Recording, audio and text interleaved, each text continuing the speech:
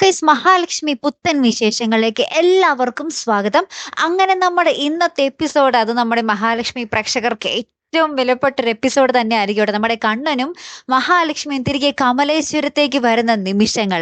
അതേ കൂട്ടുകാർ, നമ്മുടെ കമലേശ്വരത്താണെങ്കിൽ നമ്മുടെ ദുർഗയും കരുണയും മഞ്ജുവും മേഘനാഥനും കൂടി ആഘോഷമാണ്. ഉണ്ണിയും കൂടി ഉണ്ട് കേട്ടോ.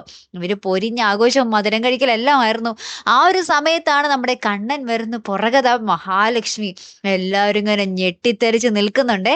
അപ്പൊ കരുണയ്ക്കാണെങ്കിൽ ഇങ്ങാട് കലിയങ്ങാട് അടക്കാനാവാതെ നമ്മുടെ കണ്ണന്റെ അടുത്ത് വന്ന് പൊട്ടിത്തെറിക്കുന്നുണ്ട്. കണ്ണേട്ടന് നാണോ മാനോ ഇല്ലേ? ഇവളെ വീണ്ടും കൂടെ കൂട്ടിരിക്കുകയാണോ? മറ്റൊരുത്തന്റെ കൂടെ പോയവളല്ലേ ഇവളെന്നൊക്കെ പറഞ്ഞിട്ട് വായി തോന്നിയതൊക്കെ പറയുന്നുണ്ട്.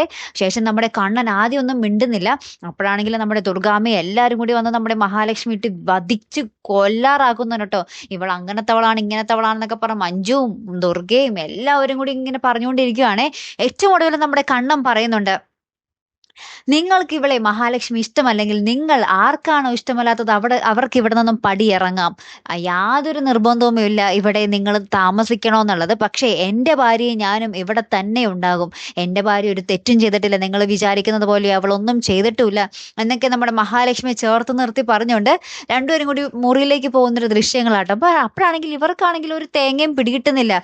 അവിടെ എന്തായിരിക്കും നടന്നിട്ടുണ്ടാവുക എന്നൊന്നും അറിയാനും സാധിക്കുന്നില്ല. ഏറ്റവും ഒടുവിൽ നമ്മുടെ മേഘനാഥൻ സാഗറിനെ വിളിക്കുമ്പോഴായിരിക്കും അവിടെ ഇങ്ങനെയൊക്കെ കുറെ ട്വിസ്റ്റുകൾ നടന്നു എന്ന് അറിയാൻ പോകുന്ന കേട്ടോ. അപ്പൊ എന്തായാലും ഒരു കിടിലൻ രംഗങ്ങൾ തന്നെയാട്ടോ കൂട്ടുകാരെ വരാൻ പോകുന്നത്. മറക്കാതെ കാത്തിരുന്ന് കാണാം. അപ്പൊ അടുത്തൊരു വീഡിയോയുമായി വരുന്നത് വരയ്ക്കും ഗുഡ് ബൈ.